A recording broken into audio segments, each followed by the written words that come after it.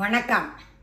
நான் இன்னைக்கு ஸ்கூல் லஞ்சுக்காக பண்ண போகிறேன். அது என்னெல்லாம் பண்ணாங்கிறது சொல்கிறேன். நான் கோவக்காய் கறி பண்ண போகிறேன், தால் பண்ண போகிறேன், சப்பாத்தி பண்ண போகிறேன், ஒரு ஸ்வீட் பண்ண போகிறேன்.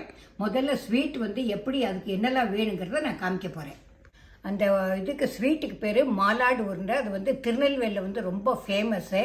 எல்லா மேரேஜ் நிச்சயதார்த்தம் அது எல்லாத்துக்கும் அதுதான் யூஸ் பண்ணுவா. நான் அது எப்படி பண்ணுறதுங்கிறத நான் காமிக்கிறேன். இதுக்கு ஃபஸ்ட்டு பொரிகடலை வேணும். பொரிகடலை நல்லா முறுமுறுன்னு இருக்கணும், கொஞ்சம் வதெல்லாம் இருக்கக்கூடாது. அப்படி இருந்தால் நீங்கள் லேசாக வறுத்துக்கோங்க. பொரிகடலை 1 கப்பு.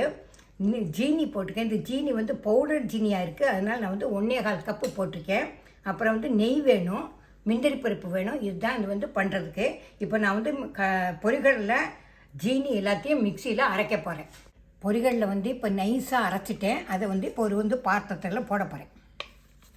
கரகரன்னு இருக்க வேண்டாம், கொஞ்சம் நைஸாக திரிச்சா நன்னா இருக்கும். மாலாடு நன்னா இருக்கும். இப்போ அடுத்தது ஜீனியை சர்க்கரையை போட போகிறேன்.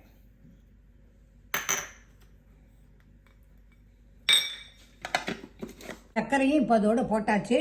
இப்போ நெய்யை சுட வச்சு முந்திரி பருப்பு அதை கொஞ்சம் வறுத்துக்கணும். இப்போ அடுப்பில் நெய்யை வச்சு அதை கொஞ்சம் சூடானதுக்கப்புறம் கொஞ்சம் முந்திரி பருப்பை வறுத்து இந்த உருண்டை பண்ண போகிறேன். இந்த இதில் போடணும். போட்டுட்டு நான் எப்படி பிடிக்கிறது நான் காமிக்கிறேன். அடுப்பில் ஒரு கரண்டி வச்சுருக்கேன், இழுப்பு கரண்டி வச்சுருக்கேன். அதில் நெய் விட்டுருக்கேன். முதல்ல இந்த உருண்டை பிடிக்கிறதுக்கு நெய் கொஞ்சம் இளகணும், அதனால் அதையும் சேர்த்து விட்டுருக்கேன். அதை எடுத்துட்டு இந்த முந்திரி பருப்பை வறுத்து அதையும் இந்த உருண்டை பண்ணுறோமே அதில் போடணும். இப்போ அடுப்பில் கொஞ்சமாக நெய் விட்டுறது, அதில் முந்திரி பருப்பு வறுக்கிறேன். கொஞ்சம் அது லைட் ப்ரௌன் கலரை வந்தவொடனே எடுத்து அந்த உருண்டை இதில் போட வேண்டியது.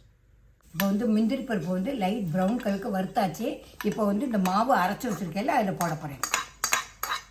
போட்டுட்டு இப்போ நெய் கொஞ்சம் சூடாக இருக்கணும். அடுப்பில் நெய்யை கொஞ்சம் சூடாக பண்ணிட்டு இதை பிடிக்கணும். இப்போ கொஞ்சம் கொஞ்சமாக விட்டு பிடிக்கணும்.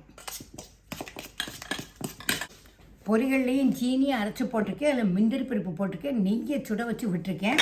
இப்போ பிடிக்க போகிறேன். அது எப்படி பிடிக்கிறேன்னு பாருங்கள். இந்த மாவை இப்படி வரணும், ரொம்பவும் நெய் விட வேண்டாம். அதுக்காக ரொம்ப குறைச்சி விட்டாலும் பிடிக்க வராது. இந்த பக்குவத்தில் பிடிக்கணும்.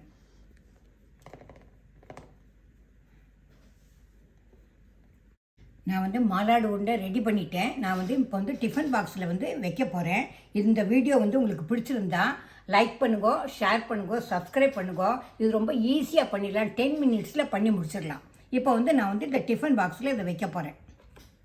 இப்போது கோவக்காய் கறி பண்ண போகிறேன். அதுக்கு முதல்ல அடுப்பில் எண்ணெய் வச்சுருக்கேன். எண்ணெய் காஞ்ச உடனே இந்த கடுகு போடணும்.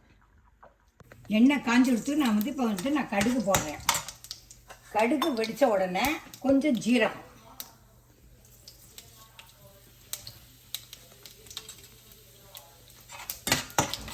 ஜீரகமும் ஆயிடுத்து. இப்போ நான் வெங்காயமும் கருவேப்பிலையும் கொஞ்சமாக தான் வெங்காயம் நறுக்கி வச்சுருக்கேன். அந்த வெங்காயமும் கருவேப்பிலையும் போடுறேன்.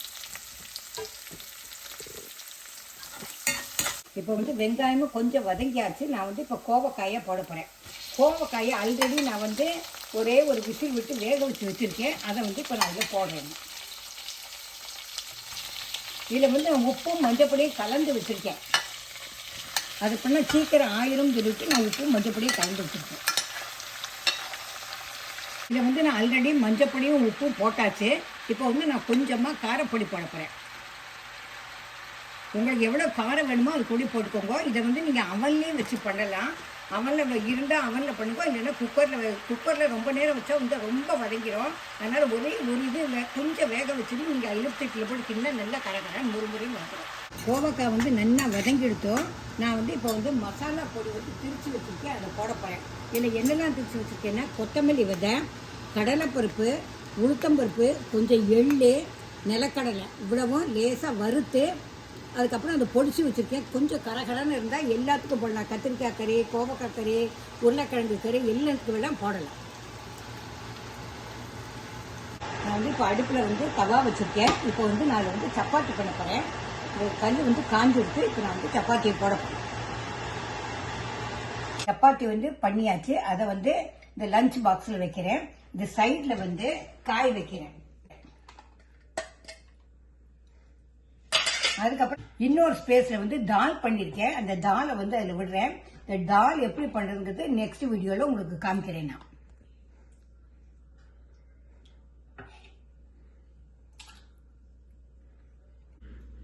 நான் வந்து லஞ்ச் ரெடி பண்ணி பாக்ஸில் வச்சாச்சு. சப்பாத்தி வச்சிருக்கேன், கோவக்காய் கறி வச்சிருக்கேன், ஒரு ஸ்வீட் வச்சிருக்கேன், தால் வச்சிருக்கேன்.